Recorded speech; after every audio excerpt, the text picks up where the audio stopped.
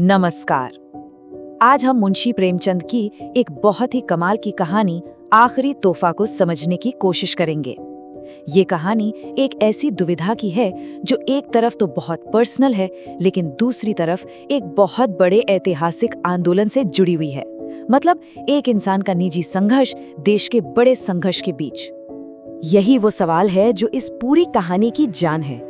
मतलब सोच कर देखिए, क्या हो अगर आपका प्यार आपसे कुछ ऐसा करने को कहे जो आपके उसूलों के, आपके सिद्धांतों के बिल्कुल खिलाफ हो। चलिए प्रेमचंद की इस कहानी में इसी सवाल का जवाब ढूंढते हैं। तो कहानी हमें एक ऐसे शहर में ले जाती है जहां स्वदेशी आंदोलन की आग जोरों पर है। हर तरफ विदेशी सामान का बहिष्कार हो रहा है और ठीक इसी माहौल में हमारी कहानी का मेन कॉन्फ्लिक्ट शुरू होता है। कहानी का हीरो है अमरनाथ, जो बेचारा दो पार्टों के बीच में पिस रहा है। एक तरफ है मालती, जिससे वो प्यार करता है और उसे एक विदेशी साड़ी चाहिए, और दूसरी तरफ है पूरे देश का आंदोलन जो कहता है कि विदेशी सामान जला दो। अब बताइए क्या करे वो? कोई आसान जवाब तो है नहीं। अमरनाथ के ये शब्द सुनकर आप उसकी बेबसी को महसूस कर सकते हैं। उसे ऐसा लग रहा है कि मालती की ये जिद तो मौत जैसी है, जिससे बच पाना नामुमकिन है।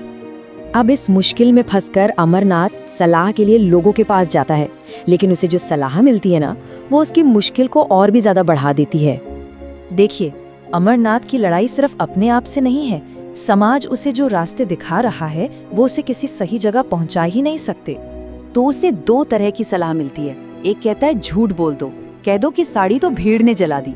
दूसरा कहता है जबरदस्ती करो, इमोशनल ब्लैकमेल करो। आप देख सकते हैं दोनों ही रास्ते उसे एक ऐसी जगह धकेल रहे हैं जहां सिवाय बेईमानी के कुछ नहीं है। आखिरकार जब कोई सही रास्ता नहीं मिलता तो अमरनाथ एक हताश कदम उठाता है। वो अपनी इज्जत दांव पर लगाकर छिपकर वो साड़ी खरीदने का फैसला कर लेता है। अमरनाथ को लगता है कि चलो मुश्किल टल गई, साड़ी उसके हाथ में है। लेकिन असल ड्रामा तो अब शुरू होने वाला था। कहानी में यही एक जबरदस्त मोड़ आता है।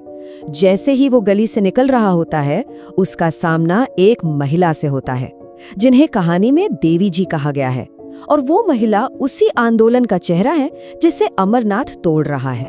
देवी जी की ये बात बहुत तीखी है। उस जमाने में किसी मर्द को चूड़ी पहनाने की बात कहना उसकी मर्दानगी पर, उसकी हिम्मत पर सीधा हमला था। इसका मकसद उसे शर्मिंदा करना था। लेकिन अमरनाथ का जवाब हैरान कर देता है। वो इस अपमान को एक सम्मान में बदल देता है। वो कहता है कि चूड़ी कायरता नहीं, बल्कि औरतों के बलिदान का प्रतीक है। ये जवाब देवी जी को चुप करा देता है और ये दिखाता है कि अमरनाथ के अंदर कुछ बदल रहा है। अब वो घड़ी आ गई है जब अमरनाथ की जिंदगी की दो अलग अलग दुनियाएं, मालती का प्यार और देवी जी का आदर्श, आमने सामने टकराने वाली हैं। यहाँ इन दोनों किरदारों का फर्क बिल्कुल साफ है। एक तरफ मालती है जिसके लिए प्यार मतलब अपनी जिद पूरी करवाना है, और दूसरी तरफ देवी जी हैं जिनके लिए आदर्श ही सब कुछ है, त्याग ही सब कुछ है। अब सिचुएशन को संभालने के लिए अमरनाथ एक बहुत बड़ा झूठ बोल देता है। वो देवी जी को मालती से मिलवाने ले जाता है और कहता है कि ये मेरी पत्नी है। उसे लगता है कि शायद बात बन जाएगी, लेकिन ये झूठ हालात को और बिगाड़ देता है। मालती के मुंह से ये शब्द निकलते ही साफ हो जाता है कि वो इस पूरे आंदोलन और देवी जी के बारे में क्या सोचती है। उसकी भाषा में तिरस्कार और गुस्सा भरा है, और मालती के इस गुस्से के जवाब में देवी जी का शांत और विनम्र जवाब देखिए। इन दोनों के बीच का फर्क इससे ज्यादा साफ नहीं हो सकता। तो जैसा कि उम्मीद थी, ये मुलाकात एक डिजास्टर साबित होती है। मालती की कड़वी बातों से अमरनाथ का झूठ का पर्दाफाश हो जाता है। वो शर्म से पानी पानी हो जाता है और उसे अपनी गलती का एहसास होता है। इस टकराव के बाद अमरनाथ और मालती का रिश्ता अपने असली अंजाम तक पहुंचता है और कहानी का असली मतलब हमारे सामने आता है। ये अमरनाथ के लिए मोमेंट ऑफ ट्रूथ है। देवी जी की सच्चाई और सादगी ने मालती के दिखावे और खोखलेपन को आईने की तरह साफ कर दिया है। अब अमरनाथ सब कुछ समझ चुका है। और फिर अमरनाथ ये लाइन बोलता है, ये शब्द सिर्फ एक साड़ी देने की बात नहीं है, ये एक रिश्ते को, एक भ्रम को हमेशा के लिए खत्म करने का ऐलान है। तो कहानी का जो टाइटल है आखिरी तोहफा, वो उस साड़ी के लिए नहीं है।